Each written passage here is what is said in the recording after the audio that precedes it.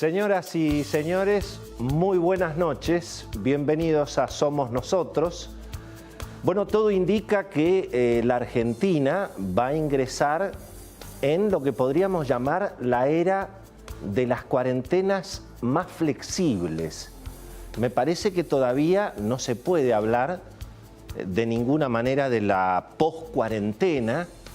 mucho menos de la post-pandemia. Pero la realidad es que después de 4 meses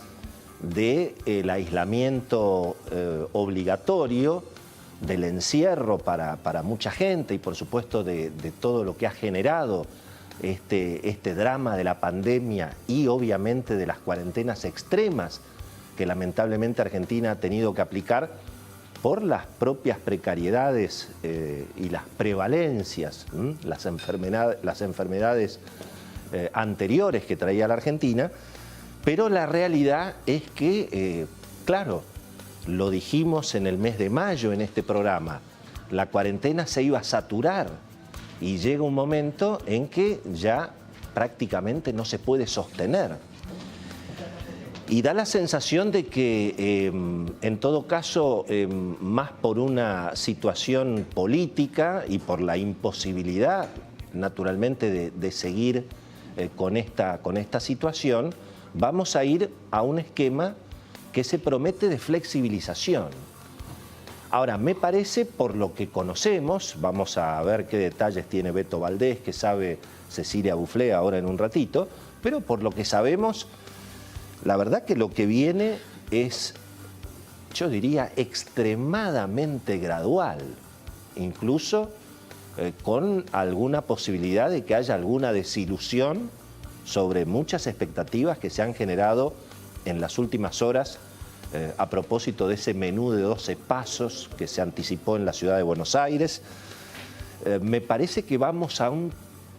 una flexibilización en todo caso más social que económica, donde se va a necesitar y se van a atender, se va a tratar de oxigenar políticamente la cuarentena. Gracias a Dios se va a permitir que los chicos salgan todos los días, seguramente van a abrir los comercios de cercanía, pero no mucho más que eso, digamos. Bueno, sí puede ser que vuelva la actividad física al aire libre, los runners, pero no sé si el resto de los deportes, por lo menos en una primera etapa, y desde luego nada de shopping, nada de vereditas afuera para juntarse a tomar un cafecito en el restaurante o en el bar. El Estado va a seguir con las oficinas públicas cerradas. El centro de la ciudad de Buenos Aires va a seguir vacío, no va a haber tribunales. Insisto, la mayoría de las oficinas y las oficinas públicas van a seguir sin actividad. Y, por supuesto, el transporte público al momento es un misterio si se va a liberar o si se va a permitir a los trabajadores poder utilizar el transporte público libremente o van a seguir las restricciones. Con lo cual, digamos que en términos económicos, cosa que también advertimos hace tiempo en este programa, la verdad que los efectos de las cuarentenas van a seguir. E incluso se puede llegar a generar un problema nuevo, que es que, claro, como el gobierno tiene que empezar a restringir un poco los desequilibrios que ha generado el déficit, el mayor déficit fiscal, la asistencia a trabajadores, a la gente que obviamente no tiene nada, a las empresas, al comercio. Y bueno, claro, como hay actividades que eventualmente pueden ser autorizadas a volver a trabajar, y bueno, el gobierno entienda que entonces ya no necesitan asistencia, pero resulta que la facturación, las ventas en los comercios, ni hablar en todo lo que tiene que ver con gastronomía, en fin, con turismo, por supuesto, todo eso va a estar todavía muy aletargado, con lo cual puede ocurrir, insisto, que aparezca un problema nuevo en todo caso para la economía. Por supuesto que todo suma y en todo caso, si efectivamente se van se van abriendo más actividades, por supuesto que para la economía eso va a ser una buena noticia. Ahora, tampoco está superado el riesgo sanitario. Hoy vamos a tener una conversación mirando para adelante, justamente con Eduardo López, que ha sido el doctor Eduardo López, me parece, del equipo de médicos que ha estado y que está asesorando al presidente. Eduardo López ha sido el que ha mostrado en general posiciones bastante más razonables, teniendo en cuenta las dificultades, obviamente, del cumplimiento de las cuarentenas extremas. Siempre estuvo a favor de permitir un poco más de libertad, obviamente haciendo foco en la responsabilidad de la sociedad, pero la realidad es que hoy, bueno, prácticamente estamos camino a 5.000 contagios por día. Ya yo diría, quienes administran la medicina privada han salido a advertir que otra vez estamos con algún grado de estrés en todo el sistema sanitario. Da la sensación de que los ministros de salud, sobre todo los de la provincia de Buenos Aires, se han llamado un poquito a sosiego, pero más por orden de sus jefes políticos que por una convicción respecto de cómo está realmente el sistema de salud, en este caso de salud pública. Fíjense que ministros de la provincia de Buenos Aires que auguraban prácticamente espectáculos dantescos o que si se llegaba a flexibilizar la cuarentena iba a explotar todo el país, bueno, ahora están diciendo que hay que empoderar a la sociedad y que en definitiva los números están un poco más estabilizados. En fin, lo concreto es que ese riesgo sanitario me parece que también está presente y naturalmente va a haber que entonces medir cuál va a ser el ritmo y cuáles van a ser las actividades que se vayan eventualmente autorizando tanto en la ciudad de Buenos Aires como en el conurbano. Dicen que va a haber mayor responsabilidad hacia los intendentes, pero bueno, todo esto siempre y cuando, insisto, la situación sanitaria no se complique. Ha habido sí algún alivio, yo diría muy, muy significativo, respecto, bueno, de lo que han sido los avances en materias de vacunas. Ahí podríamos decir,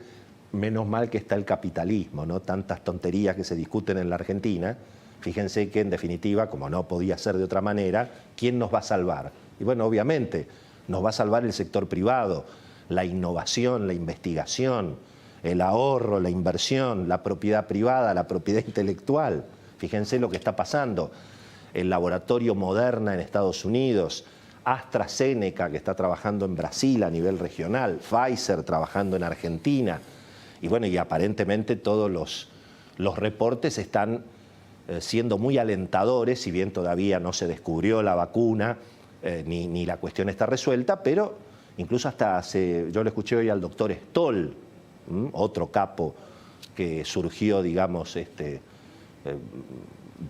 los grandes capos que surgieron en todo este episodio del coronavirus fueron sin duda Federico Pollack, Fernán Quirós, el ministro de Salud de la ciudad, el doctor López, con el que vamos a hablar hoy, y el doctor Stoll, que planteaba que incluso hasta todo el trabajo que se está haciendo con el plasma de quienes han sido infectados y curados, que tienen anticuerpos, ese plasma también se puede convertir en mini vacunas. Es decir, que la verdad que desde la ciencia las noticias han sido y están siendo en alguna medida bastante alentadoras. Y a propósito del doctor Federico Pollack, yo le voy a consultar hoy esto al doctor López, porque él sigue con una teoría que, claro, en alguna medida, digamos,